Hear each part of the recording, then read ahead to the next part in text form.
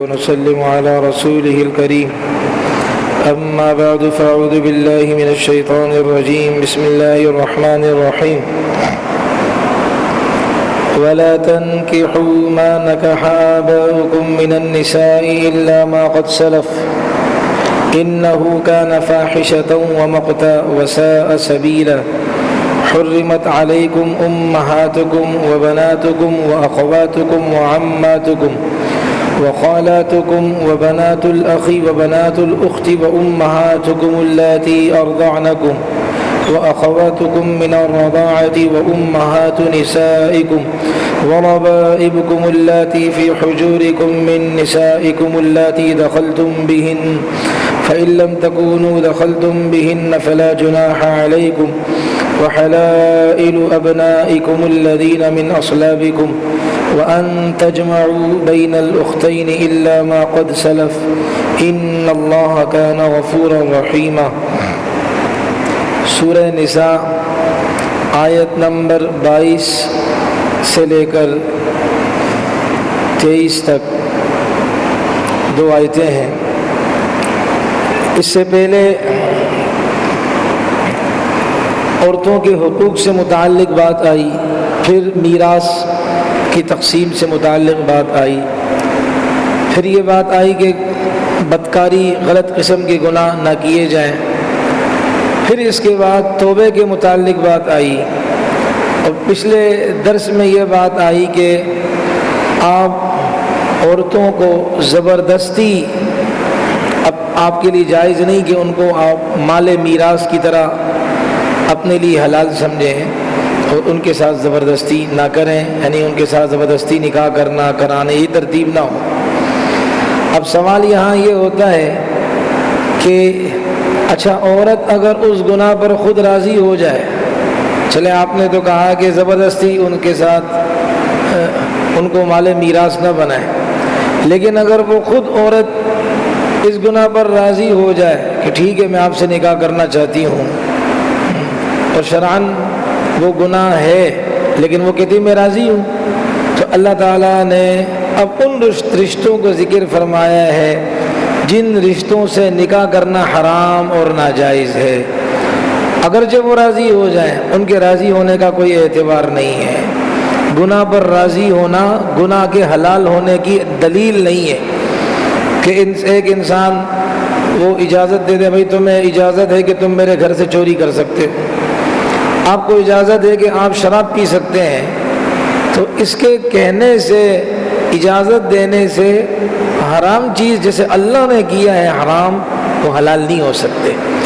اب آج کے درس میں تقریباً کچھ 14 یا 15 رشتے ایسے ہیں کہ ان سے نکاح کرنا ناجائز ہے، حرام ہے، اور یہ اصول یاد رکھیں، جن سے نکاح کرنا حرام اور ناجائز ہو، یعنی کہ وہ نکاح جو ہمیشہ کے لیے حرام ہو، ایک تو وقتی طور پر وہ نہیں، وہ نکاح جو ہمیشہ کے لیے حرام ہو تو ان سے شریعت کی نگاہ میں پردہ بھی نہیں ہے، جیسے کہ ماں ہے، سگی بیٹی ہے، پھوپھی ہے سگی، خالہ سگی ہے مثال، ان سے نکاح کرنا حرام ہے اور ہمیشہ کے لیے حرام ہے۔ تو جن سے نکاح ہمیشہ کے لیے حرام ہو تو ان سے پردہ بھی معاف ہے، ٹھیک ہے، اللہ یہ کہ کسی کی فطرت ہی گندی ہو جائے، جو ہو ہی گندا انسان کہ اس کی نگاہ میں نہ بہن کی کوئی قدر ہے نہ ماں کی کوئی عزت ہے، وہ گھٹیا انسان ہو جائے تو پھر تو اس کو بھی سائڈ کیا جائے۔ تو 3 قسم کے رشتے ہیں، ایک رشتہ نسب والا، ایک رشتہ دودھ والا کہ عورت نے، یعنی کہ یہ کسی عورت کا بیٹا نہیں ہے لیکن اس عورت نے اس کو دودھ پلایا ہے، اس کو رضاعت کہتے ہیں۔ اور تیسرا رشتہ سسرالی۔ تو یہ 3 رشتے ہیں، اس میں 14 یا 15 خواتین آتی ہیں جن سے نکاح کرنا جائز نہیں ہے، حرام ہے۔ پہلا اللہ تعالیٰ نے ارشاد فرمایا کہ تم ان عورتوں کو جن سے تمہارے آباء و اجداد نے، تمہارے والد نے، تمہارے دادا نے نکاح کیا ہے تو ان عورتوں کو تم اپنی نکاح میں لے کر مت آؤ، ہاں جو پہلے ہو گیا سو ہو گیا. مطلب زمانہ جاہلیت کے اندر یہ ہوتا تھا کہ چونکہ اسلام تو بعد میں آیا، پھر اسلام کے احکام آہستہ آہستہ ہے، تو کسی نے یہ کام کیا ہوگا تو شریعت فرماتی ہے جو پہلے ہو گیا وہ معاف ہے. اب آئندہ آپ نے یہ کام نہیں کرنا، جو مسلمان ہے اس نے یہ کام نہیں کرنا. اس لیے اللہ فرماتے ہیں کہ جن عورتوں سے تمہارے والد نے، تمہارے دادا نے، تمہارے نانا نے نکاح کیا ہے، تم ان کو اپنے نکاح میں لے کر مت آؤ، مگر جو ہو گیا سو ہو گیا، اب آئندہ یہ کام نہیں کرنا. انہ کان فاحشہ. اور اللہ نے اس گناہ کو کی 3 بھیانک صورتیں بتائی ہیں. ایک تو یہ کیا ہے، یہ زنا ہے، فاحشہ زنا ہے. ومقتا، اللہ کے غضب کو لانے والی شکل ہے، اس سے اللہ کا غضب اترتا ہے. وساء سبیلا، برا راستہ ہے. تو یہ اپنے والد کی منکوحہ سے نکاح کرنا، یعنی ستیلی ماں سے نکاح کرنا. والد نے ایک اور خاتون سے شادی کی، ایک سے یہ آدمی خود ہے، دوسری سے اس کے والد نے شادی کی، تو یہ لڑکا اپنی ستیلی ماں سے نکاح ہمیشہ کے لیے نہیں کر سکتا. اگر کسی نے کر لیا اللہ فرماتے ہیں کہ یہ بے حیائی ہے. نمبر 2، اللہ کے غضب کا ذریعہ ہے. یعنی کیا مطلب؟ بے حیائی ہے کہ عقل کے اعتبار سے بھی ٹھیک نہیں ہے، اور ومقتا شریعت کی نگاہ میں بھی ٹھیک نہیں ہے. وساء سبیلا، برا راستہ ہے، معاشرے اور سوسائٹی کے اعتبار سے بھی درست نہیں ہے. یہ ایسا گناہ ہے. حضرت عائشہ رضی اللہ عنہ فرماتی ہیں، جس کا مفہوم یہ ہے کہ پہلے نکاح، محدثین نے تو 8 قسمیں ذکر کی ہیں، میں خلاصہ عرض کر رہا ہوں کہ 4 قسم کے نکاح ہوتے تھے پہلے. اس میں سے ایک کو شریعت نے جائز قرار دیا، باقیوں کو ناجائز قرار دیا. نمبر 1 وہی جو ہمارے ہاں ہوتا ہے، ایک آدمی اپنی بہن کا نکاح کسی سے، بیٹی کا نکاح کسی سے کرواتا ہے، مہر وغیرہ طے کیا جاتا ہے، ٹھیک ہے نا، یہ جائز ہے. جو اس معاشرے میں نکاح کی یہ صورت تھی تو شریعت نے اس کو نہیں چھیڑا، ٹھیک ہے. دوسری صورت یہ تھی کہ ایک آدمی کی بیوی جب وہ مخصوص دن ختم ہوتے جس میں قرآن کی تلاوت نہیں کر سکتی، نماز نہیں پڑھ سکتی، ایام مخصوصہ اس کو کہا جاتا ہے، وہ جب مخصوص دن جیسے ہی ختم ہوتے تو وہ آدمی اپنی بیوی کا تعلق کسی اور سے بنا دیتا کہ بھئی تم دونوں قریب رہو. اب جب قریب رہتے اور حمل کے آثار ظاہر ہوتے تو پھر یہ آدمی اپنی بیوی کے پاس آتا. اب اس کو دور کر دیا، اس کے ساتھ اپنی بیوی کے ساتھ ہوتا.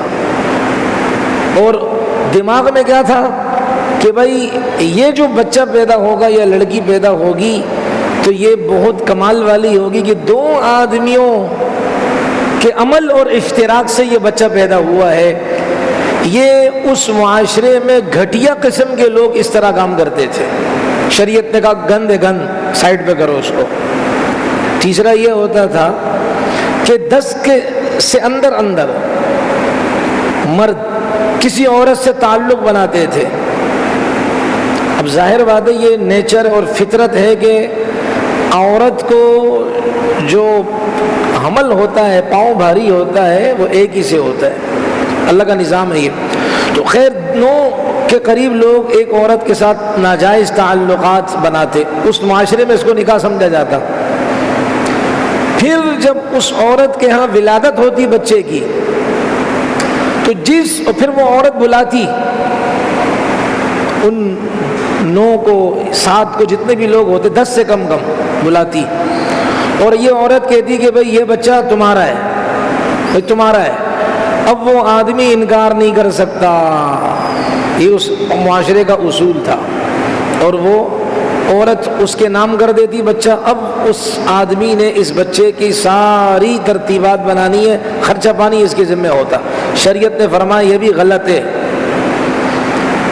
چوتھی صورت کہ ایک فاحشہ عورت زانیہ عورت، پہلے والا بھی زنا، کیا اس سے پہلے والا وہ بھی زنا ہے، یہ ایک فاحشہ عورت ہوتی اور اس کے تعلقات ہوتے، بھائی آ رہے مرد جا رہے مرد، اور کہیں اس کا پاؤں بھاری ہو گیا، حمل سے ہو گئی، جب بچے کی ولادت ہوتی تو ایک قیافہ شناس اس کو کہا جاتا ہے، ایک ماہر کو بلایا جاتا اور اسے کہا جاتا ہے بھائی تم دیکھو کہ اس بچے کے نین نقش، اس کا چہرہ، اس کی آنکھیں، اس کے نقش چہرے کے اتنے بڑے اس علاقے کے مردوں میں سے کس سے ملتا ہے؟ اگر وہ آدمی دیکھتا اس بچے کو اور مردوں کو کھڑا کیا جاتا اور وہ کہتا بھائی اس کا نقش تو اس سے ملتا ہے، چل بھائی تو اس کا باپ ہے، اب اس کا خرچہ برداشت کر، شریعت نے فرمایا یہ بھی غلط ہے۔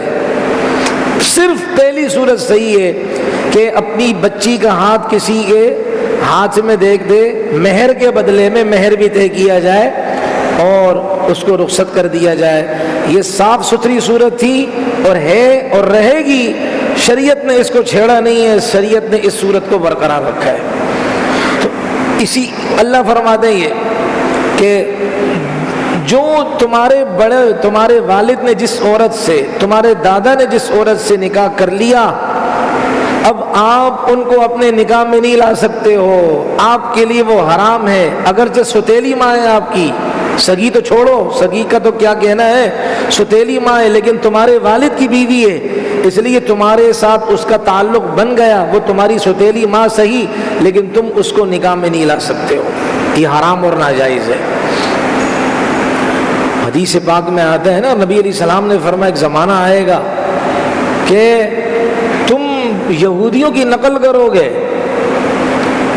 حتیٰ ان من اتی امہ علانیۃ، یہاں تک کہ جو یہودی اپنے زمانے میں انہوں نے، یا جس بھی زمانے میں ہو یہودی، وہ اپنی ماں سے کھلم کھلا زنا کریں گے تو تم میری امت بھی یہودیوں کے نقش قدم چلتے ہوئے اپنی ماں سے زنا کرے گی، یہاں تک کہ جیسے ایک ہی نمبر کے دو جوتے برابر ہوتے ہیں، 10 نمبر کے 2 جوتے برابر ہوں گے، 11 نمبر کے 2 جوتے برابر ہوں گے، تو مطلب جیسے جیسے وہ کریں گے ویسے ویسے تم کرو گے، ایسا زمانہ بھی دیکھنے کو ملے گا، اور یہ وہ زمانہ ہے۔ دارالفتاؤں میں ایسے کیس آتے ہیں، کیا ہوا جی، ماں بیٹا فلم دیکھ رہے تھے، بچے کو اپنے اوپر قابو نہیں ہوا، ماں کے ساتھ زنا کر لیا، منہ کالا کر لیا، یا ماں کو اپنے اوپر جو ہے نا وہ شیطان سوار ہوا، وہ کوئی فلم دیکھ رہے تھے، کوئی بیوی مووی پکچر دیکھ رہے تھے، اور لہذا جو ہے نا وہ ماں کو برداشت نہیں ہوا اور بچے کے ساتھ منہ کالا کر دیا، اللہ ہماری حفاظت فرمائے۔ تو شریعت نے فرمایا، اور شریعت ہمیں چاہتی ہے ہم صاف ستھرے رہیں، ہماری زندگی صاف ہو، رشتوں کے اعتبار سے بھی، مال کے اعتبار سے بھی، تو اس لیے اللہ نے فرمایا کہ تمہارے بڑوں نے جن سے نکاح کیا ان عورتوں سے تم نکاح نہیں کر سکتے ہو۔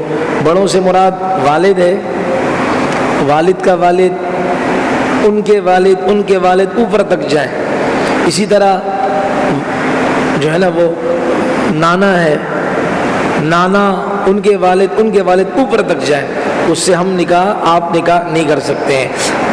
اس لیے حضرت برا رضی اللہ عنہ صحابی ہیں، ترمذی شریف میں روایت موجود ہے، ان سے روایت ہے، وہ فرماتے میں بیٹھا میں میرے پاس سے میرے ماموں گزرے اور ان کے ہاتھ میں ایک جھنڈا تھا، تو میں سمجھ گیا بھائی یہ جو ماموں کے پاس جھنڈا ہے، اللہ کے نبی علیہ الصلوۃ والسلام جھنڈے دیتے تھے مختلف کاموں کے لیے، یہ علامت ہوتی کہ بھائی یہ کوئی اہم کام ہے، تو میرے ماموں کو کہ ہاتھ میں جھنڈا تھا، میں سمجھ گیا کوئی بہت اہم کام ہے، تبھی تو ان کے ہاتھ میں جھنڈا ہے۔ میں نے عرض کیا ماموں سے، ماموں جان خیریت ہے؟ آپ کے ہاتھ میں جھنڈا ہے اور یہ تو واقعی کسی اہم کام کی طرف جانے کی علامت اور نشانی ہے، آپ بتا دیجئے کہ آپ کس کام کے لیے جا رہے ہیں؟ تو ماموں نے کہا کہ نبی علیہ الصلوۃ والسلام نے مجھ سے فرمایا کہ فلاں قبیلے جاؤ اور اس قبیلے میں جا کر ایک آدمی اس کی گردن اتار کر لاؤ، یہ نہیں فرمایا کہ اس کی منتیں کرو، اور اس کو کہو نہیں بیٹا دیکھو آئندہ نہیں کرنا. شریعت مذاق تھوڑی ہے. ایک دفعہ مسئلہ بتا دیا ختم ہو گئی, اب زیادہ نخرے کرنے کی ضرورت کیا ہے. نبی علیہ السلام نے فرمایا جائیں اس کی گردن اتار کر میرے پاس لائیں, اس لیے کہ اس نے اپنے والد کی بیوی یعنی اپنی سوتیلی ماں سے نکاح کیا ہے, اس لیے نبی علیہ السلام فرمایا گردن لے کر آؤ. سمجھانا نہیں, شریعت کا مسئلہ ایک دفعہ آ گیا, بار بار اس کے نخرے اٹھانا یہ ہمارے ذمہ نہیں ہے. یہ شریعت ہے, کہ کھیل تھوڑی ہے. جب آیا ہم نے مذاق اڑا دی شریعت کا. ایک عورت نبی علیہ السلام کے پاس آئی, جیسے آپ کو پہلے بتایا کہ پہلے یہ ہوتا تھا کہ آدمی کا انتقال ہوتا, اس کی وہ اپنی پیچھے بیوہ چھوڑ کر جاتا, تو اس بیوہ عورت کا سوتیلا بیٹا اس کے اوپر چادر پھینکتا اور کہتا اب اس پر میرا حق ہے, جس طرح میرے باپ کی میراث پر میرا حق ہے, یہ بھی میرے باپ کی میراث ہے, اس پر میرا حق ہے. نبی علیہ السلام کے کا زمانہ ہے, تو اسی طرح خاتون کے بیوہ ہو گئی وہ, اور اس کے بیٹے نے کہا کہ بھئی اب تم میری ہو, یعنی میں تم سے نکاح کروں گا. تو اس عورت نے کہا میں نے تمہیں اپنا بیٹا سمجھا, تم میرے خاوند کی اولاد ہو تو تم میرے بیٹے ہو, تو تم میرے ساتھ نکاح کرنے کے موڈ میں ہو. ایسا کرتی ہوں نبی علیہ السلام موجود ہے, آپ علیہ السلام سے پوچھ کر آتی ہوں جو اللہ کے نبی علیہ السلام فرمائے. آپ علیہ السلام کی خدمت میں حاضر ہوئی اور عرض کہ اللہ کے رسول یہ معاجرہ ہے. اس وقت تک یہ حکم آیا نہیں تھا, تو نبی علیہ السلام نے فرمایا اپنے گھر کو چلی جائے, جب اللہ کا حکم آئے گا میں آپ کو اطلاع کر دوں گا. اس پر پھر قرآن کی یہ آیتیں نازل ہوئی, لا تنکحوا ما نکح آباؤکم من النساء, کہ تمہارے والد نے دادا نے جن عورتوں سے نکاح کیا ہے اب تم ان کو اپنے نکاح پر نہیں لا سکتے ہو, وہ تمہاری ماں ہے اور ماں سے نکاح انسان نہیں کرتا. اس پر یہ قرآن کریم کی آیتیں نازل ہوئی. اب وہ رشتے, یہ تو ایک صورت ہو گئی جو نسب کے اعتبار سے کہ ماں سے انسان نکاح نہیں کر سکتا. اب اگلے تقریباً 13-14 رشتے اور ہیں, کچھ کا تعلق نسب سے, کچھ کا تعلق دودھ پلانے والی عورت سے, کچھ کا تعلق سسرالی رشتوں سے. اللہ فرماتے ہیں حرمت علیکم امہاتکم, تم پر تمہاری مائیں حرام کر دی گئی. اسی کو دوبارہ اللہ تعالیٰ نے اب تو حقیقی مائیں تم پر حرام کر دی گئی. وبناتکم, دیکھو امہات اس لیے کہا جاتا ہے صرف قرآن کا ترجمہ نہ پڑھے لیکن ساتھ ساتھ کسی عالم دین کی رہنمائی حاصل کریں, ورنہ ہم قرآن کا مفہوم بیانوں میں وہ بیان کریں گے جو اللہ نے فرمایا ہی نہیں ہے, یعنی ہم اپنی طرف سے قرآن کی آیتوں میں مکسنگ کریں گے, گناہ گار ہوں گے. اب اس میں کیا ہے کہ تم پر تمہاری مائیں حرام ہے. ماں اسی کہتے ہیں کہ جس سے انسان پیدا ہوتا ہے. جدہ عربی میں کہتے دادی کو, نانی کو بھی کہا جاتا ہے. اب یہاں اللہ نے فرمایا تم پر تمہاری مائیں حرام ہے, دادیوں کا ذکر نہیں ہے, تو اس کا مطلب ہے کہ دادی سے نکاح کرنا اس آیت کی روشنی میں اس کا مطلب تو یہ کہ دادی سے نکاح کرنا جائز ہے, نانی سے نکاح کرنا جائز ہے. اس لیے کہ قرآن پورے قرآن کو کنگال لیں, پورے قرآن کی آیتوں کو دیکھ لیں, ترجمہ پڑھ لیں, آپ کو پورے قرآن کریم میں نہیں ملے گا کہ دادی سے نکاح کرنا حرام ہے. اب وہ لوگ جو کہتے ہیں کہ صرف قرآن کافی ہے, ہمارے لیے حدیثوں کی ضرورت نہیں, منکرین حدیث کا انکار کرنے والے. اب ہم ان سے سوال کرتے ہیں حضرت اب آپ بتائیں, فیصلہ آپ کریں, قرآن کریم میں دادی سے نکاح کرنے کا حرام کرنے کا فتویٰ نہیں ہے, تو کیا خیال ہے آپ کا اپنی دادی کے ساتھ نکاح کرنے کا کیا پروگرام ہے؟ نانی سے نکاح کرنے کے حرام ہونے کا فتویٰ نہیں ہے, اب آپ کا کیا ارادہ ہے؟ نانی سے نکاح کر لیں آپ. اس لیے کہا جاتا ہے جس ہر فن کو اس کے ماہر سے سیکھا جائے. قرآنی آیات اور احادیث مبارکہ کے مطالب اور مفاہیم کو ہم ان علماء سے سیکھیں جنہوں نے پوری زندگیاں گزاری ہیں. میں آپ سے کیا عرض کروں, علامہ مولانا محمد سید یوسف البنوری رحمۃ اللہ علیہ, بنوری ٹاؤن کے جو بڑے تھے انتقال کر گئے ہیں, وہ فرماتے ہیں کہ ایک کتاب جو ترمذی ہے, حدیث پاک کی کتاب ہے, اس ایک کتاب کی تشریح کرنے کے لیے میں نے 2 لاکھ صفحوں کا مطالعہ کیا. ہم تو سمجھتے ہیں وہ عالم دین ہے وہی ہے, بس خود ترجمہ پڑھ لیں گے کافی ہوگا.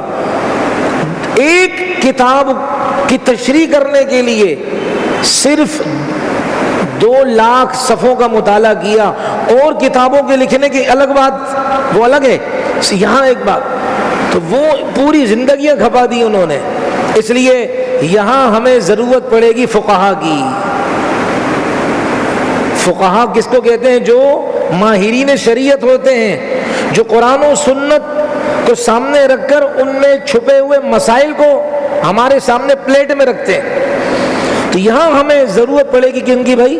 فقہائے کرام کی۔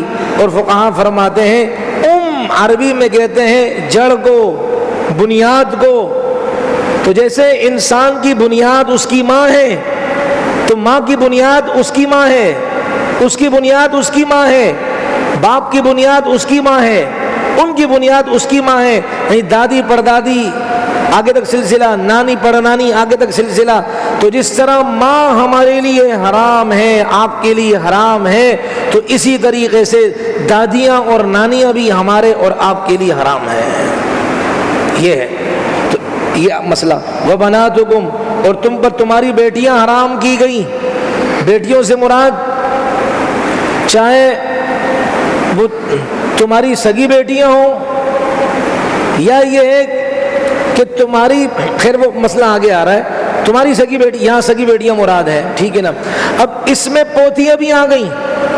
اب وہی والا مسئلہ کہ پورے قرآن میں آپ کو نہیں ملے گا کہ پوتیاں حرام ہیں، آپ پر ان سے نکاح کرنا جائز نہیں ہے۔ یہاں بنات عربی میں کہتے ہیں بچیوں کو، بنت کہتے ہیں بیٹی کو، بنات کئی بیٹیاں۔ تو جیسے انسان کی اپنی بیٹی ہوئے، تو اسی طرح پوتی بھی اپنی ہوتی ہے، بیٹی ہوتی ہے، نواسی بھی اپنی بیٹی ہوتی ہے۔ تو جس طرح سگی بیٹیوں سے نکاح کرنا حرام ہے، اسی طرح نواسیوں سے نکاح کرنا بھی حرام ہے، اور پوتیوں سے نکاح کرنا بھی حرام ہے۔ وَأَخَوَاتُكُمْ، اور تمہاری بہنیں تم پر حرام کی گئیں۔ بنات، دیکھ میں نے کہا نا شروع میں کہ جس کی فطرت ہی گندی ہو چکی ہو، مس ہو چکی ہو، جو خبیث الفطرت اور گندا پلید انسان ہو، کہ جس کے سامنے ماں بہن کی تمیز نہ ہو، تو پھر تو اس کو چاہیے، معاشرے کو چاہیے کہ اس کی بہن، اس کی بیٹی، اس کی ماں بھی اس سے پردہ کرے۔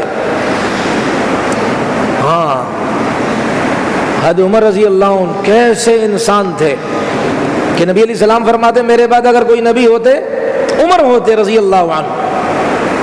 پہلے بھی واقعہ سنایا آپ کو کہ ایک صحابی نے دیکھا، گزر رہے تھے، کہ حضرت عمر رضی اللہ عنہ اپنے گھر کے باہر بیٹھے ہوئے ہیں۔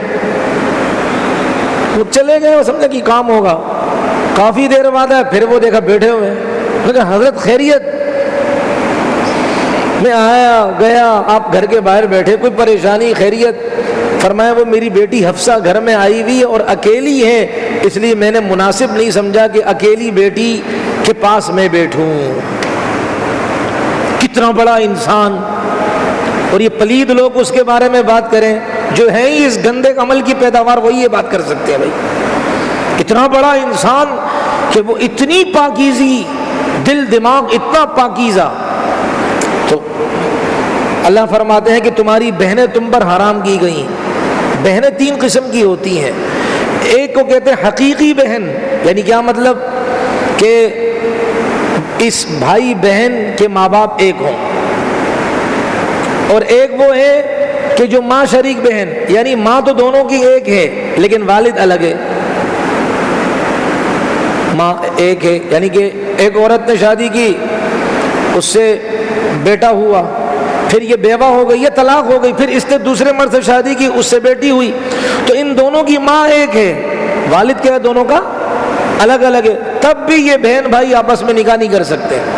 یا والد دونوں کا ایک ہو، ماں الگ الگ ہو، ایک آدمی نے شادی کی اور اس سے بیٹی ہوئی اور اس کی بیوی کا انتقال ہو گیا، پھر اس کو ضرورت پڑی دوسری شادی کی، بچوں کی خاطر، اپنی ذات کی خاطر بھی، پھر اس نے کسی عورت سے شادی کی، اس سے پھر اللہ تعالیٰ نے ایک اولاد عطا فرما دی۔ اب یہ جو بھائی بہن ہے، ماں الگ الگ ہے، والد دونوں کا ایک ہے، ان کا بھی آپس میں نکاح نہیں ہو سکتا۔ یہ بہن بھائی ہیں، یہ ہمیشہ ہمیشہ کے لیے حرام ہے۔ وَعَمَّاتُكُمْ، اور تم پر تمہاری پھوپھیاں حرام ہیں، چاہے وہ پھوپھی والد کی بہن ہے نا، چاہے وہ والد کی بہن یعنی کہ دونوں کے ماں باپ ایک ہوں، وہی والی صورت، یا یہ ہے کہ ماں ایک ہو باپ الگ ہو، یا باپ ایک ہو ماں الگ ہو، تو یہ پھوپھی جو ہمارے والد کی بہن ہے ان سے نکاح کرنا ہمارے لیے حرام اور ناجائز ہے۔ وخالاتکم، خالائیں، اس کی بھی وہی تین صورتیں نکالیں۔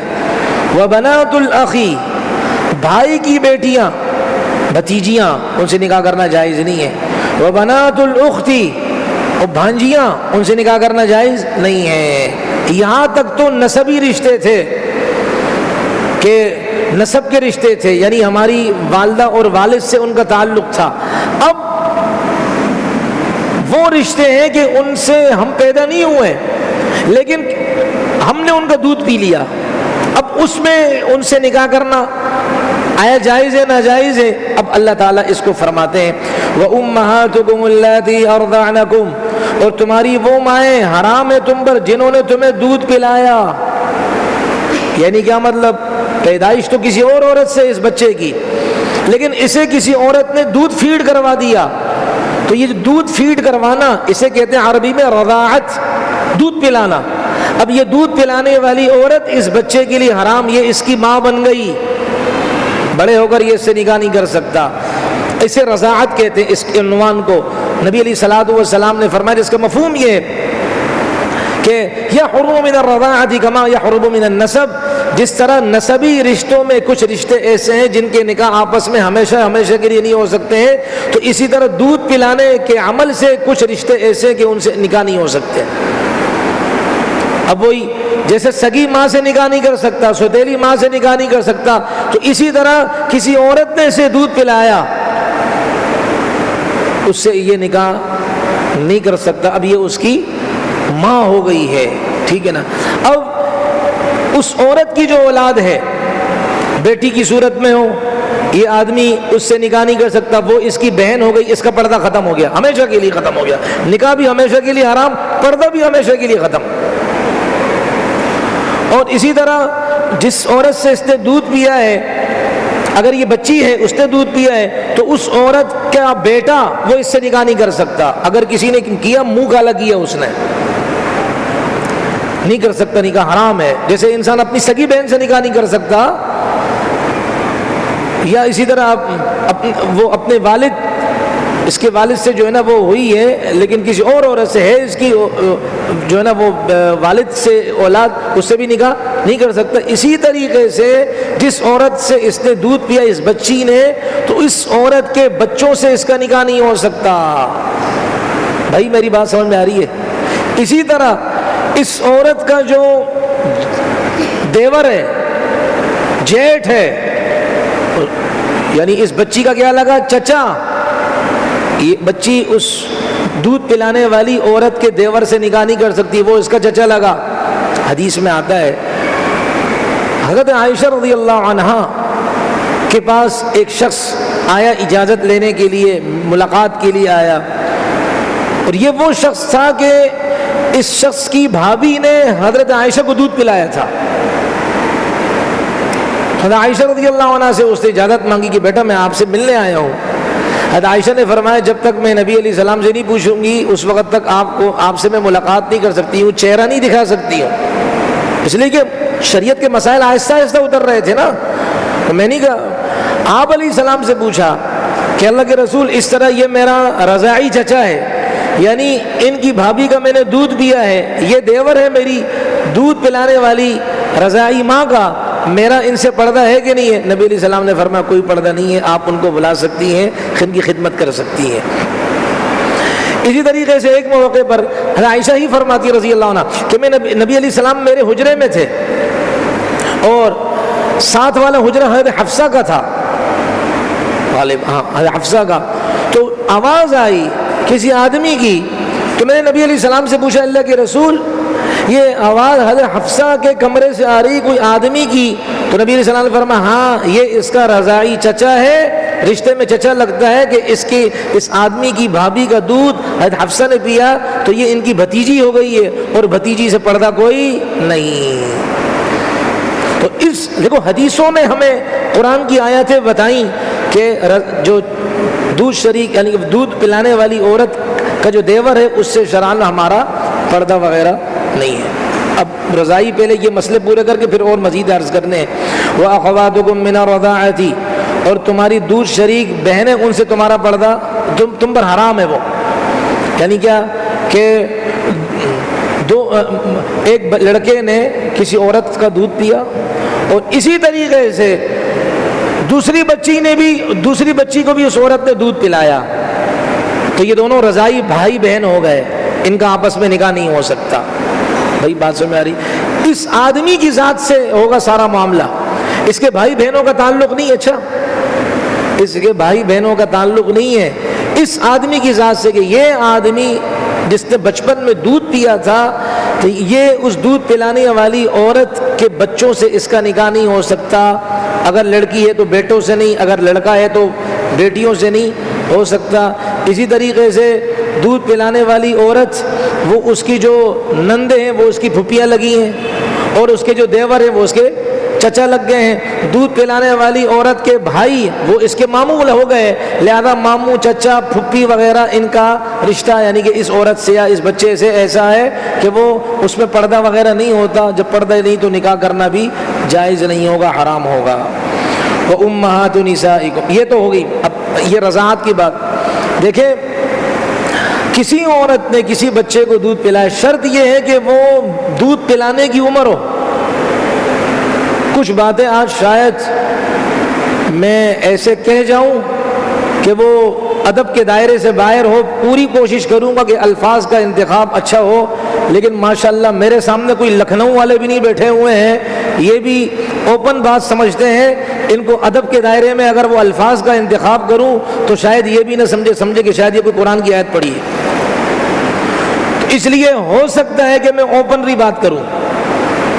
تو دودھ پلانے کی جو مدت ہے 2 سال 2.5 سال، اس مدت میں اگر کسی عورت نے کسی بچے یا بچی کو دودھ پلایا تو اب یہ بچہ اس کا بیٹا ہو گیا یا بیٹی ہو گئی۔ اس سے بڑی عمر ہو گئی اگر 3 سال 3.5 سال، اس میں اگر دودھ پلایا تو یہ ماں بیٹے والا رشتہ نہیں ہوگا۔ اور حدیث پاک میں آتا ہے جس کا مفہوم یہ ہے، دودھ پلانے کا زمانہ وہ بھوک کا زمانہ ہے۔ مطلب کیا ہے کہ جس زمانے میں بچے کی خوراک کا دار و مدار صرف دودھ ہوتا ہے، روٹی وغیرہ نہیں ہوتی، اور وہ 2 سال ہے، اور امام اعظم ابو حنیفہ رحمۃ اللہ علیہ کے 2.5 سال ہے۔ تو اس زمانے میں اگر کسی عورت نے بچے کو دودھ پلا دیا، اب کتنا دودھ پلا ہے اس میں فقہاء کا اختلاف ہے۔ حدیثوں کی روشنی میں کسی نے کہا 3 قطرے پلا دیے تو بس کافی ہے، یہ ماں بیٹے بن گئے۔ امام شافعی فرماتے 5 قطرے۔ ہم امام اعظم ابو حنیفہ رحمۃ اللہ علیہ کو فالو کرتے ہیں، وہ فرماتے ہیں کہ بھائی اتنا اگر دودھ پلا دیا کہ اگر وہ روزے دار کے منہ میں اتنی خوراک اگر ڈال دی جائے تو اس سے روزہ ٹوٹ جائے، اگر اتنی خوراک اس کے منہ میں چلی گئی تو یہ بچہ اس کا بیٹا بن جائے گا۔ اب وہ مقدار کتنی ہے؟ 1 قطرہ بھی اگر پی لیا، 1 قطرہ بھی اگر پی لیا، یہ ماں بیٹے کا رشتہ ہو گیا۔ لیکن اگر دودھ ہی نہیں تھا تو اس میں ماں بیٹے والا رشتہ نہیں ہوگا۔ اور یہ انسانوں کے ساتھ ہے، اگر بچے کو بکری کا دودھ پلا دیا تو اس کی ماں بن جائے گی۔ یہ انسانوں کے ساتھ، اس لیے کہ مسائل انسانوں والے ہیں، رشتے ناطے شادیاں جو ہوتی ہیں انسانوں کی ہوتی ہیں، سمجھ گئے؟ تو اس لیے اگر کسی نے بکری کا دودھ پی لیا، بھینس کا دودھ پی لیا، سمجھ آ رہی نہیں آ رہی، یا اسی طرح گائے کا دودھ پی لیا تو وہ بھینس اس کی ماں نہیں بنے گی، ٹینشن نہ لیں۔ بھینسوں اس کا دادا مادا نہیں بنے گا، ٹینشن نہ لیں، سمجھے؟ یہ انسانوں کا انسانوں کے ساتھ معاملہ ہے۔ میں نے اس لیے تھوڑا سا ابھی یہ بات کی ہے کہ میں دیکھ رہا ہوں بعضوں کو نیند آ رہی ہے، بعض مراقبے میں جا رہے ہیں، بس ان کو ہر وقت نا گرم گرم بیان چاہیے۔ بھائی 9:30 بجے گیس چلی جاتی ہے، ٹھنڈی روٹی ہوتی ہے، اس لیے اب ٹھنڈی روٹی پہ گزارا ہو۔ تو مسائل بھی تو اب مسائل میں جوش لگوں۔ امام اعظم ابو حنیفہ یہ فرماتے ہیں، مجمع کہے گا سبحان اللہ، ایسے بھی ہیں اس مجمع میں۔ وہ خطیب ابھی کہہ رہا ہوتا ہے الحمدللہ، اوہ سبحان اللہ۔ جہاں استغفار کی بات آتی ہے کہ جی اس نے اس سے زنا کیا، کہتے سبحان اللہ۔ تو انسان ڈھنگ سے بیٹھے، ڈھنگ سے سنے۔ تو مسئلہ عرض کر رہا ہوں کہ بھائی اگر کسی نے کسی بکری کا دودھ پی لیا تو یہ رضاعت والا رشتہ نہیں ہوگا. ایک بات. دو بات. تیسری بات کہ یہ جو دودھ عورت کا ہو وہ اس بچے کے حلق میں اتارا جائے منہ کے راستے سے یا ناک کے راستے سے. ناک کے راستے سے بھی حلق سے ہی جائے گا. لیکن اگر کوئی اور راستہ شرنج وغیرہ سے اگر کوئی اس میں یہ کیا ہے نہیں ہوگا, یہ رضاعت کا سسٹم نہیں ہوگا, حلق سے اترے, حلق سے. سمجھ گئے کتنا پاکیزہ معاملہ ہے. آپ یورپ میں دیکھیں نرسیں کتنے بچوں کو پلاتی پتہ ہی نہیں ہوتا, اور حقیقت میں اس کی ماں بنی ہوئی ہوتی, بعد میں پتہ ہی نہیں ہوتا ان کو. تو وہاں ان کا نظام اتنا وہ خلط ملط نظام ہے کہ اب تو باقاعدہ اللہ معاف فرمائے ہمارے بھی کچھ آوازیں آنا شروع ہوئی ہیں کہ باقاعدہ عورتیں کیا کریں, یہ بچے کی غذا کو اپنے جسم سے نکالیں اور یہ بینک بنے ہوئے, جس طرح بلڈ بینک بنے ہوئے ہیں اسی طریقے سے دودھ کے بینک بنے ہوئے ہیں, اور وہاں جا کر یہ فروخت کرتے ہیں. اگر کسی بچے نے پی لیا یہ اس کی ماں بن گئی, اور اس کی جب ماں بن گئی اس کی اولاد اس کے بہن بھائی ہو گئے. اللہ نہ کرے کہیں سے معاملہ گھومتا گھماتا آ کر اس کو تو پتہ نہیں میں نے کس کو دودھ پلایا, اس کو پتہ نہیں میں نے کس کا دودھ پیا, لیکن پیا کسی عورت کا ہے. اب وہ اگر رشتہ ہو گیا شریعت کی نگاہ میں وہ رشتہ نہیں ہوگا, بھائی بہن تھے, زنا ہے. تو ہمارے ہاں کتنا بہترین نظام ہے کہ جس نے دودھ پلایا آپ کو وہ آپ کی ماں بن گئی. یہ خاندانی نظام کتنا مضبوط ہے, اور یورپ تباہ ہو گئے اور ہمیں تباہ کرنے کی چالیں چل رہا ہے. تو میں نے عرض کیا کہ یہ حلق کے راستے سے دودھ جائے تب وہ بچہ اس کا بیٹا ہوگا یا بچی اس کی بیٹی ہوگی. اس لیے بعض لوگ سوال کرتے ہیں نا, شادی شدہ حضرات ہیں, یہ کام حرام ہے. میں پہلے سے حکم لگا رہا ہوں اپنے اکابر کی تحریر کو سامنے رکھتے ہوئے, یہ کام حرام ہے, لیکن ہو گیا تو اس سے رشتہ نہیں ٹوٹتا کہ کسی میاں بیوی تھے اور اس خامن نے جو ہے نا, اب بعد میں مسئلہ مولوی صاحب وہ یہ ہو گیا, میں نے تو گھٹا گھٹ, اب اس کا کیا حکم ہے؟ اس کا حکم یہ ہے کہ تو پاپے بھی ساتھ ملا کے کھا. منوس تجھے کس نے کہا تھا؟ تو مسئلہ نہیں سمجھتا, تجھے صرف فنکشن پہ ناچنا آتا ہے, تجھے صرف جو ہے نا وہ ان ڈانسروں کو نچانا آتا, ان پر پیسے لٹانا آتا ہے, تجھے اور کچھ پتہ نہیں ہے. نکاح اتنی بڑی عبادت ہے, سارے نبیوں کی عبادت ہے, اور اس عبادت کا مذاق ہم یوں اڑاتے ہیں, فنکشنوں میں اڑاتے ہیں. ہم نے اس کو کھیل سمجھا ہوا ہے. خدا کی قسم اٹھا رہا ہوں, جنہوں نے اللہ کو ناراض کیا تھا نا فنکشنوں میں شرابیں پی پی کر, خدا کی قسم ان کے گھر میں آگے جا کر دیکھ لیں, میاں بیوی میں اتنی نفرت ہے جس کا اندازہ کوئی نہیں ہے, اتنی نفرتیں ہیں جس کا اندازہ کوئی نہیں ہے. تو مذاق اڑاتے تھے نا, شراب پیئیں گے, یہ کریں گے, اب سنبھالو. تو اس لیے شریعت کے مسئلے کا مذاق نہیں اڑانا چاہیے. اللہ مذاق بنا دیں گے, چوک پر مذاق بنا دیں گے اللہ. تو اگر کسی نے بیوی کا یہ استعمال کر لیا دودھ تو شرعی اعتبار سے حرام ہے, ناجائز ہے, لیکن بیوی ہی رہے گی, اس لیے کہ دودھ سے حرام ہونے کا تعلق وہ بچپن کا ہے, اور اس کی کل مدت 2.5 سال کی ہے. اس دوران اگر بچے نے پی لیا تب وہ سامنے والی عورت اس کے لیے ہمیشہ کے لیے حرام ہوگی. اب تو یہ عمر گزر چکی ہے, سمجھ گئے. خاتون کا دودھ, بکری کا دودھ مکس کر کے اگر بچے کو پلایا گیا, ایسا بھی ہوتا ہے دودھ کبھی کم اترتا ہے, اب اس میں غالب اکثریت کو دیکھا جائے گا, غالب اجزاء کو دیکھا جائے گا کہ خاتون کا دودھ غالب تھا یا بکری کا دودھ غالب تھا. جس کا دودھ غالب ہوگا حکم اس کا لگے گا. اگر خاتون کا دودھ غالب تھا, بکری کا دودھ کم تھا, تو للاکثر حکم الکل. شریعت کا ایک اصول اور ایک ضابطہ ہے کہ جو اکثریت کا حکم وہ ایسا ہے کہ گویا کہ یہی ہے اور اس کے سامنے مد مقابل کچھ بھی نہیں ہے, تو لہذا یہ دودھ کیا ہے عورت کا ہوگا, اور یہ عورت اس پر ہمیشہ کے لیے حرام ہوگی, اور اس کے بچوں سے اس کا نکاح نہیں ہو سکے گا. لیکن اگر بکری کا دودھ غالب تھا, عورت کا کم تھا, اس صورت میں یہ عورت اس کی دودھ پلانے والی ماں نہیں ہوگی. یہ مسئلہ ہے جی. تو اللہ تعالی ہمیں جو ہے نا وہ ان مسائل کو سمجھنے کی بھی توفیق عطا فرمائے. اسی طریقے سے دونوں کا نکاح ہو گیا, لڑکا لڑکی کا, ایک مرد 2 عورتیں یا دو مرد اور وہ بھی نیک، انہوں نے آ کر گواہی دی کہ جی ہم گواہی دیتے ہیں اس عورت نے اس بچے کو دودھ پلایا تھا، جب دودھ پلایا تھا تو یہ لڑکی اس عورت کی بیٹی ہے، تو یہ دونوں آپس میں بھائی بہن ہو گئے، ان کا نکاح نہیں ہو سکتا، تو ایسی صورت میں ان کا نکاح نہیں ہوگا۔ لیکن شرط کیا ہے کہ یہ جو دو گواہی دینے والے آئے ہیں نا، یہ نیک ہوں، ورنہ ہر کھوتا گھوڑا اگر آئے گواہی دے تو اس کا اعتبار نہیں ہوگا۔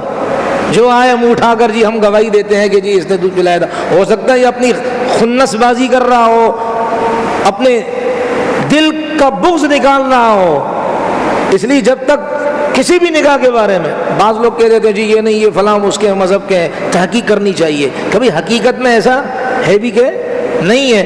تو لہذا اگر دو نیک عادل نیک لوگ یا ایک مرد اور دو عورتیں وہ بھی نیک ہوں، اگر وہ گواہی دیں کہ بھائی ہمیں پتہ ہے کہ اس نے دودھ پلایا، تو اس صورت میں ان لڑکی اور لڑکی کا نکاح نہیں ہوگا، یہ دونوں آپس میں بہن بھائی ہیں۔ لیکن اگر ایک مرد اور ایک عورت نے گواہی دے دی، یا ایک عورت نے گواہی دے دی جو نیک تھی، لیکن چونکہ کورس پورا نہیں گواہی کا کہ اس نے اس کو دودھ پلایا ہے، تو اس صورت میں پھر کیا ہے، فقہا فرماتے بہتر یہ کہ نکاح نہ کیا جائے۔ نبی علیہ الصلوۃ والسلام کے سامنے ایسا کیس آیا تھا، آپ علیہ السلام نے فرمایا کہ بھی بہتر یہ کہ اب ایک بات آ گئی ہے، اب انسان کے دماغ میں شک شبہ آ گیا ہے، لہذا بہتر یہ کہ اب اس رشتے کو قبول نہ کرے۔ رشتے اور بھی بہت سے، بھائی بات سمجھ میں آ رہی؟ تو یہ ایک اور عجیب کائنات کا مسئلہ بھی سن لیں آپ۔ مرد نے اگر پلا دیا دودھ، اس کے دودھ اتر آیا، تو اب کیا ہوگا؟ یہ اس کی اماں بن گئی یا یہ اس کا ابا بن گیا، ابا۔ تو دیکھیں یہ مرد کا دودھ اتر آنا یہ اس کے بیمار ہونے کی علامت ہے۔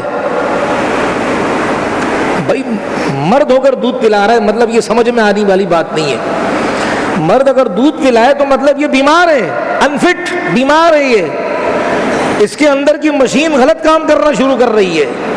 اگر اس نے دودھ پلا دیا تو یہ نہ اس کی انا ہے نہ اس کا ابا ہے، یہ بس اسلامی بھائی ہے، بس وہ ہے، اس میں رضاعت والا سسٹم نہیں ہوگا۔ یہ موٹی موٹی باتیں ہیں، یہ دودھ سے متعلق میں نے آپ کے سامنے ذکر کر دی ہیں۔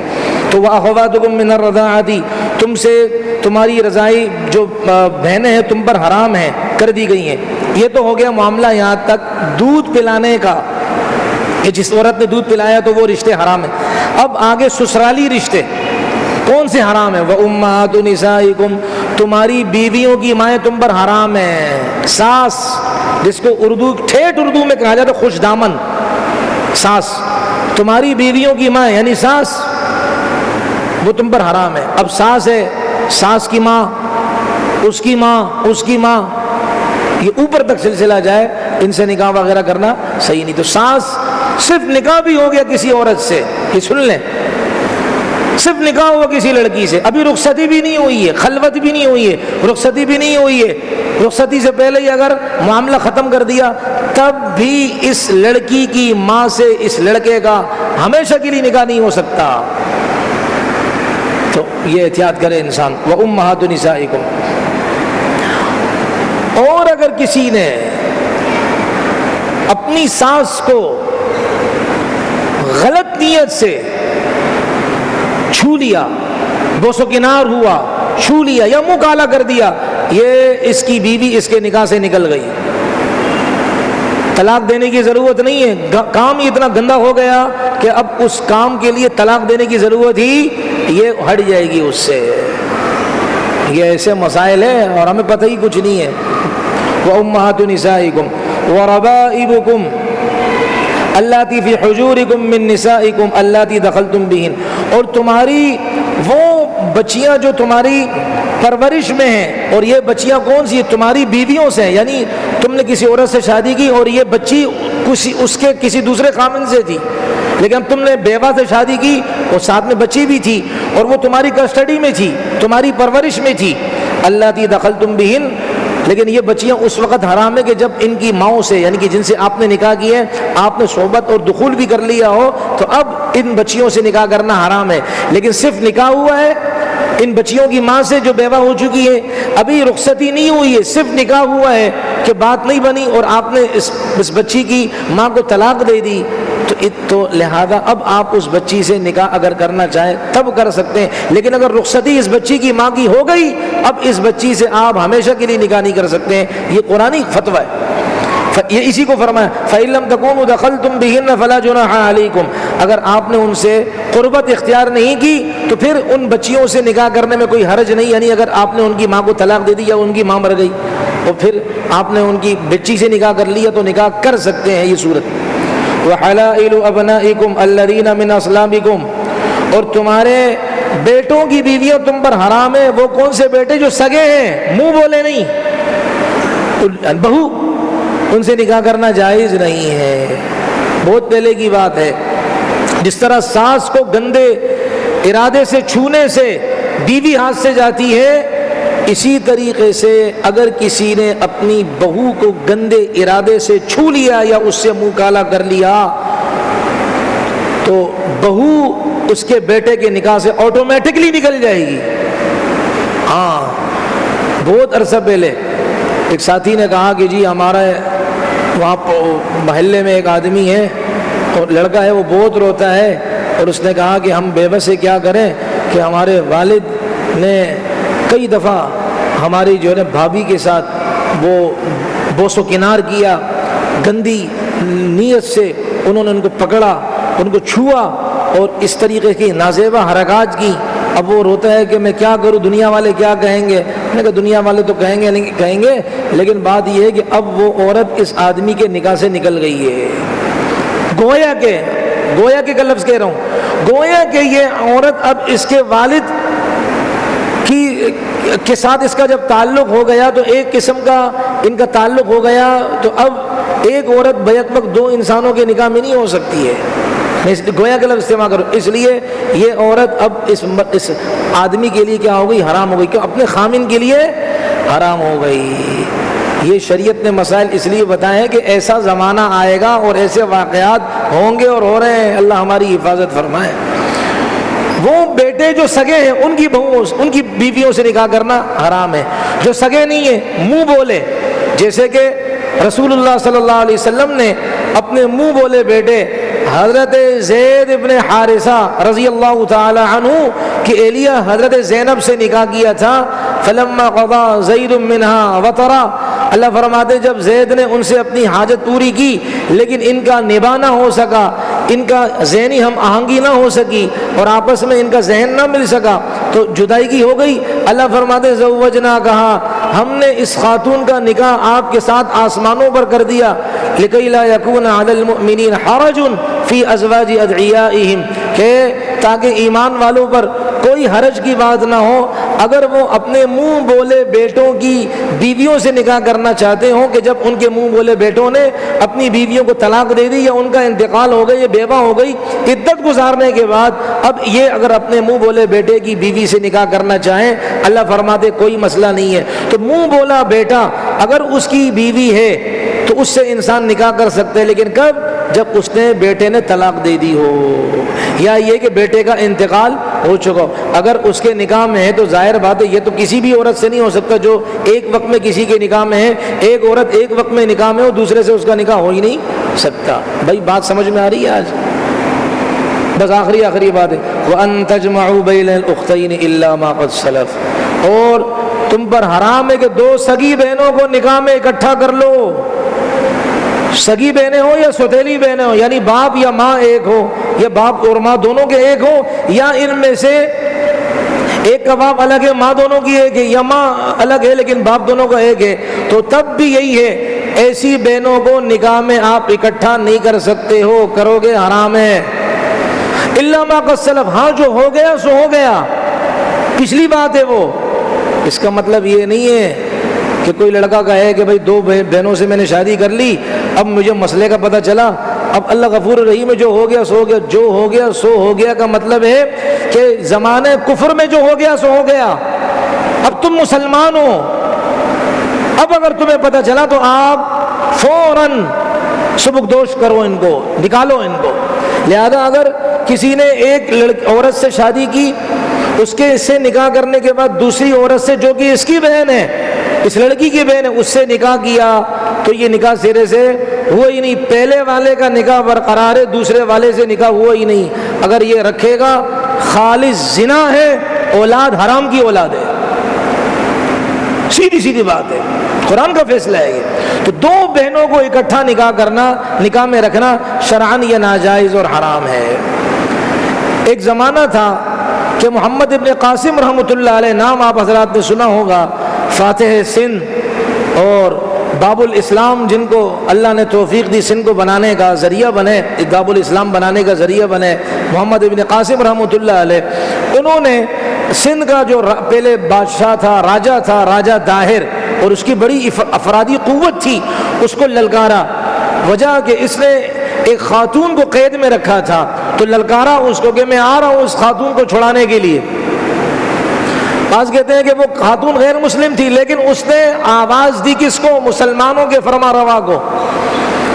کہ اور باقاعدہ اس علاقے کا جو، جیسے کہ ہمارے علاقوں میں ہوتا ہے نا بھائی، فلاں یوسی کا ناظم دوسرا ہے، فلاں کا ناظم اس طرح، مثال کے طور پر، یا فلاں صوبے کا گورنر الگ الگ ہوتا ہے. تو ایک علاقے کے گورنر نے باقاعدہ محمد ابن قاسم رحمۃ اللہ علیہ سے رابطہ کیا اور کہا کہ اس طرح ہے.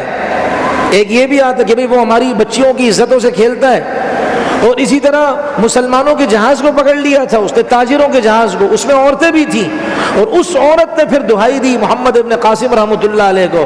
تو محمد ابن قاسم رحمۃ اللہ علیہ نے یہ نہیں دیکھا کہ میرے پاس طاقت نہیں ہے، میں کمزور ہوں، اس کے پاس بہت طاقت ہے، یہ ہمیں جو نا کیل کانٹوں سے لیس ہو کر آئیں گے، ہماری تکہ بوٹی کر دیں گے، ہمیں تہس نہس کر دیں گے، ہمیں کھائے ہوئے بھوسے کی طرح بنا دیں گے، ہمیں ریت کے ذروں کی طرح بکھیر دیں گے، سمندر کے قطروں کی طرح بے جان کر دیں گے.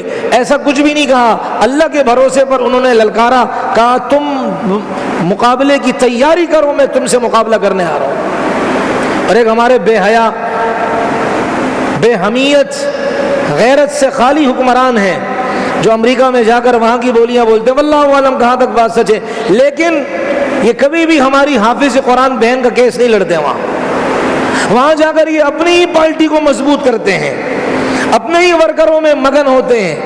کھل کر امریکن صدر کے سامنے یہ بات نہیں رکھتے ہیں ہماری بہن، مظلوم بہن جو قید ہے اور نہ حق قید ہے، لہذا ہم آپ سے کہتے ہیں کہ ہماری بہن کو چھوڑائیں. ان بے حمیتوں کے اندر غیرت نام کی چیز ہی نہیں ہے.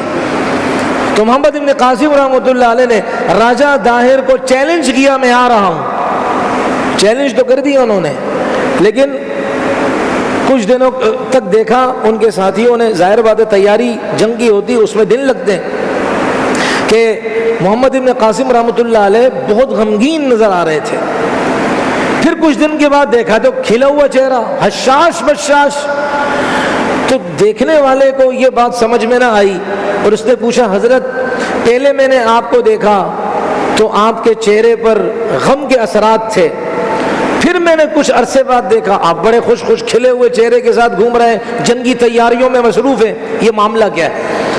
فرمایا کہ بھائی پہلے جو میں نے میرا چہرہ یعنی کہ اس پر غم کے اثرات آپ نے دیکھے، وہ اس لیے کہ میں نے ایک بہت بڑی طاقت کو چیلنج کیا.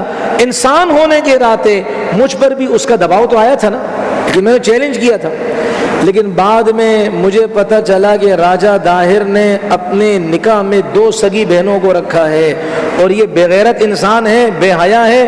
اور جو بے غیرت اور بے حیا ہوتا ہے وہ بہادر نہیں ہوتا. بہادر جو ہوتا ہے وہ حیا والا ہوتا ہے، وہ یہ منہ کالا نہیں کرتا بہادر. اس لیے اب مجھے کوئی مسئلہ نہیں، اس جیسے کتنے لوگ بھی آ جائیں بے غیرت اور بے حیا قسم کے، ان میں بہادری نام کی چیز نہیں ہوگی. میں انشاءاللہ تعالیٰ ان کا مقابلہ کروں گا. اور پھر آپ نے دیکھا، تاریخ پڑھنے والوں نے دیکھا کہ اللہ تعالیٰ نے محمد ابن قاسم رحمۃ اللہ علیہ کو فتح کی کامیابیاں اور منازل سے ہمکنار فرمایا.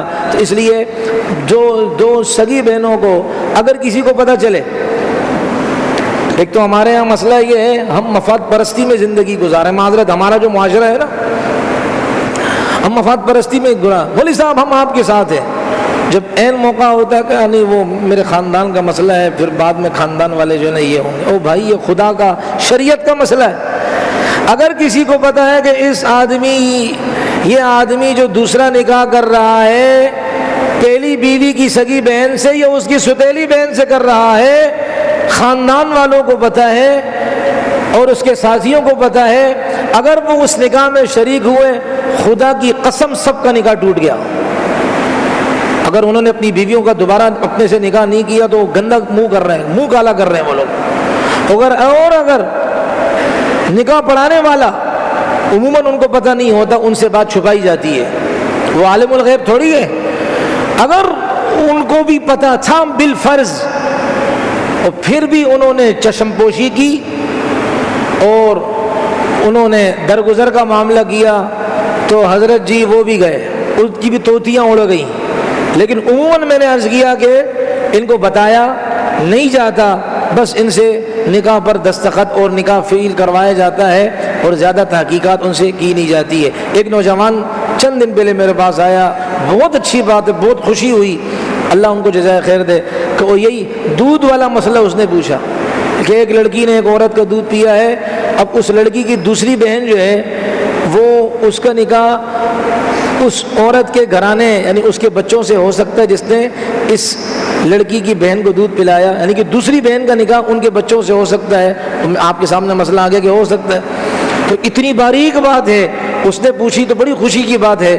اس لیے بھائی یہ چند چیزیں جو رشتے ہیں، کچھ رشتے حدیثوں میں بھی آئے ہیں، وہ کیا مثال کے طور پر ایسی دو عورتوں سے نکاح کرنا بھی حرام ہے، یہ ہمیں حدیث نے بتایا کہ ان میں سے اگر ایک کو مرد فرض کیا جائے تو اس مرد کا اس لڑکی سے نکاح کرنا جائز نہ ہو۔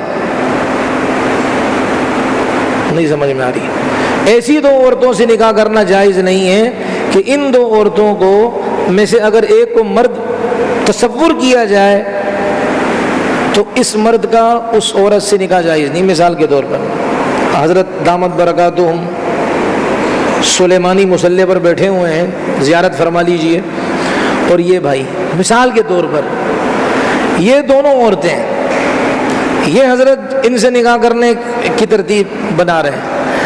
اب یہ جو دونوں عورتیں ہیں ان میں سے اگر اس کو مرد تصور کیا جائے تو مرد ہونے کی حالت میں ہے، مرد ہی تو مرد ہونے کی حالت میں اس سے نکاح اس کا جائز نہ ہو۔ مثال کے طور پر پھپھی اور بھتیجی، یہ پھپھی ہے اور یہ بھتیجی ہے، تو یہ اس کا ارادہ ہے کہ دونوں بیواؤں کو اپنے پاس رکھوں اور ان کی خوب خدمت کروں، خاطر تواضع کروں، تو لیکن کیا اس نے مسئلہ سنا کہ بھائی اگر پھپھی اور بھتیجی سے نکاح نہیں ہو سکتا، وجہ ان میں سے ایک کو اگر مرد تصور کیا جائے، اس کو مرد تصور کرے تو یہ کیا لگے گا، اس کا اب پتہ چلے گا، چچا لگے گا نا، پھپھی ہے نا، تو اس کو یہ کہ چچا لگا، جب چچا لگا تو یہ کیا ہے، بھتیجی، تو اس کا نکاح اس سے چچا کا سگے چچا کا نکاح اپنی بھتیجی سے نہیں ہو سکتا۔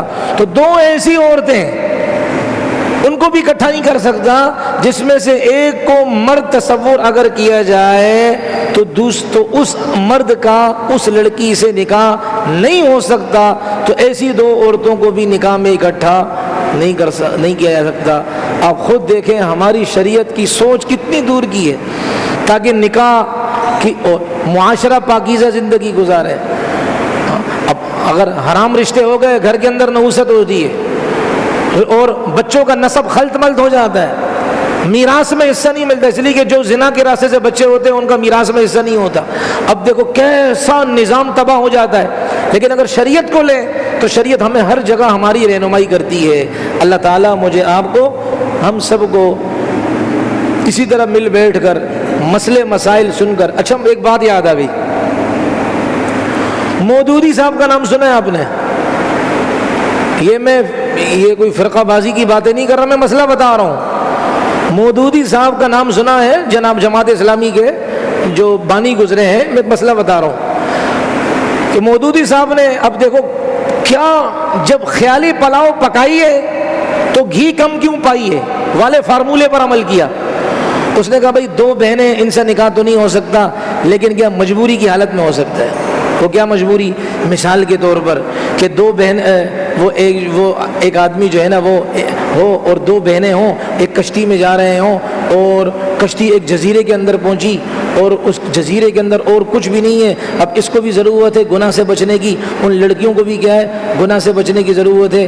اب وہ کیا کریں گے؟ لہذا یہ آدمی کیا کر سکتا ہے؟ اس سے متعہ کر سکتا ہے. متعہ کا مسئلہ آگے آئے گا انشاءاللہ, چھوڑوں گا نہیں وہ, والمحصنات من النساء وہ آگے آئے گا. تو اب یہ ان سے نکاح کر سکتا ہے, مجبوری ہے. اچھا بھائی, مفتی محمود صاحب رحمۃ اللہ علیہ وہ گرفت کرتے ہیں, علماء ہے, انہوں نے فرمایا اچھا بھائی اگر مجبوری ہے, یہ اگر دو بہنیں نہ ہوں,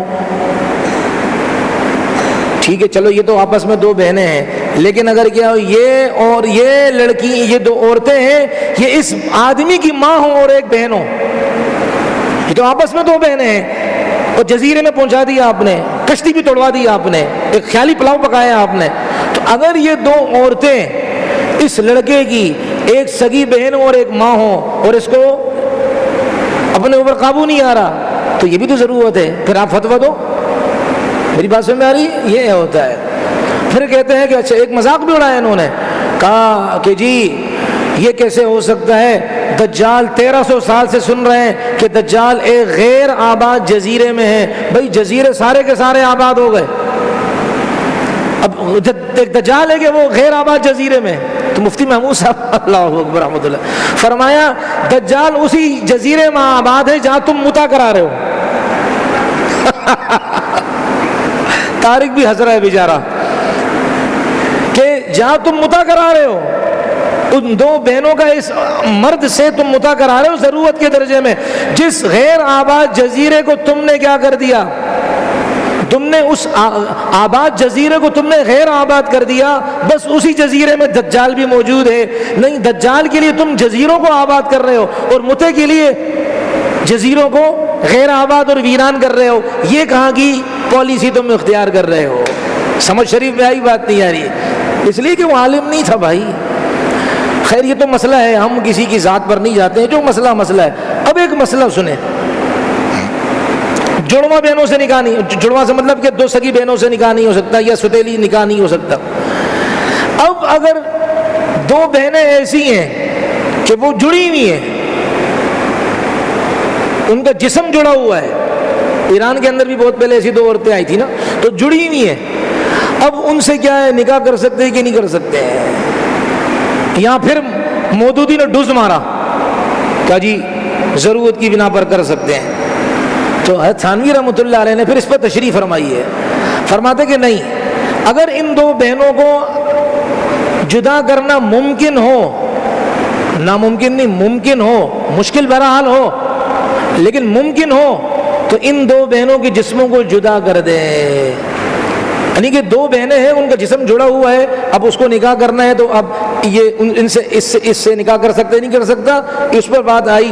تو اگر ان دونوں کو الگ کرنا ممکن ہو, مشکل بہرحال ہو, مسئلہ نہیں ہے, تو ان کو الگ کر دیا جائے. جب الگ ہو جائے تو ان میں سے ایک سے نکاح کرے, دوسرے سے آرام ہے. اگر ممکن نہیں تو نکاح کرنے کی ان سے کیا ضرورت ہے, کسی اور سے نکاح کر لو, ضروری ہے ان سے نکاح کرنا. اور پھر اگلی بات ہے تھانوی رحمۃ اللہ نے بہت عجیب فرمائی کہ ہم دیکھیں گے کہ یہ دونوں الگ الگ ہیں یا ایک ہے, یعنی ایک حصہ اس کے جسم کا ایک اضافی حصہ ہے, ہوتا ہے نا جیسے کہ چھٹی انگلی اضافی ہوتی ہے, تو یہ کچھ دوسرا جو لوتھڑا ہے یہ الگ ہے یا نہیں, دونوں الگ الگ ہیں یا نہیں, ایک ہی جسم ہے لیکن دوسرا گوشت اس کے جسم کا اضافی ہے. تو فرماتے ہیں اس کا پتہ ایسے لگائیں گے کہ اگر ایک کھانا کھاتی ہے اور دوسرے کا بھی پیٹ بھر جاتا ہے, ایک پانی پیتی ہے دوسری کو بھی کب پیاس کا تقاضا نہیں ہوتا, تو اس کا مطلب یہ ہے کہ یہ دو ہیں ایک نہیں ہے, یہ دو ہیں ایک ہے, سمجھ رہی. اور اگر وہ پانی پی رہی ہے اور دوسرے کو کچھ پتہ ہی نہیں ہے, بھائی ایک پہلے والے میں ایک ہو گیا نا, اور اگر اس کو بھوک لگی ہے اور دوسرے کو بھی بھوک لگ رہی ہے, یعنی کہ اس نے کھانا کھایا دوسرے کی بھوک ابھی ہے, اس نے پانی پیا, یہ تو اس کا تو پیٹ بھر گیا لیکن دوسرے کی پیاس ابھی باقی ہے, تو مطلب یہ دو ہیں ایک نہیں ہے. یہ حضرت تھانوی رحمۃ اللہ نے بہترین بات اس لیے کہتے ہیں ہمارے اپنے اکابر کے پیچھے چلیں، ان نعرے بازوں کے پیچھے نہ چلیں کہ جو صرف نعرے لگاتے، جہلم میں بیٹھا ہوا کھوتا ہو یا اسی طریقے سے کہیں اور ہو تو صرف یہ نعرے ہی لگاتے ہیں، ان کے صرف نعرے ہی ہیں، باقی اتنی باریک باتیں یہ ہمارے اکابر ہی آپ کو بتائیں گے، حرام کاموں سے بچانے کی وہی ترتیبات آپ کو بتائیں گے۔ تو یہ دو باتیں میں نے آپ کے سامنے ذکر کر دی جو مودودی نے کہی، اور مفتی محمود رحمۃ اللہ علیہ نے اس سحر کو توڑا اور اس کا توڑ آپ کے سامنے میں نے ذکر کر دیا۔ اللہ تعالیٰ مجھے آپ کو، ہم سب کو پیارے نبی علیہ السلام کی سیرت کے مطابق اور اپنے اکابر کے نقش قدم چلنے کی توفیق عطا فرمائے۔ آخر میں ایک اعلان سن لیں، اگلا جو جمعہ آ رہا ہے اس جمعے کو انشاءاللہ لاڑا جماعت کا جو حال ہے، اوپر کا حصہ، نیچے کا نہیں، اوپر کا جو حصہ ہے، وہاں ہمارے عالمی مجلس تحفظ ختم نبوت مرکز کی طرف سے باقاعدہ ایک مبلغہ آئیں گی، ختم نبوت کی تبلیغ کرنے والی ہماری بہن آئیں گی، خواتین میں بیان ہوگا، صرف خواتین میں، مردوں میں نہیں۔ تو آپ سے درخواست کی جاتی ہے ضرور بھی ضرور اپنے گھر کی خواتین، محلے کی خواتین، اپنی بچیوں کو ضرور اس بابرکت پر رونق مجلس میں آنے کی ان کو دعوت دیں۔ تو کب؟ اگلا جمعہ عشاء کی نماز کے بعد انشاءاللہ بیان ہوگا۔ آپ تمام حضرات سے درخواست ہے کہ اپنے گھر کی خواتین کو ضرور شرکت کی اس میں درخواست کریں۔ اللہ تعالیٰ ایسی بابرکت مجلسوں میں ہمیں جانے کی توفیق عطا فرمائے۔ حضرت فرما رہے ہیں کہ صدیقی مسجد میں ہفتے کو پروگرام ہوگا، مولانا رضوان قاسمی صاحب ختم نبوت کے عنوان پر بیان فرمائیں گے، صدیقی مسجد میں انشاءاللہ تعالی بیان ہوگا ان کا عشاء کی نماز کے بعد۔ سب بھائیوں سے درخواست ہے شرکت کرنے کی۔ جزاک اللہ۔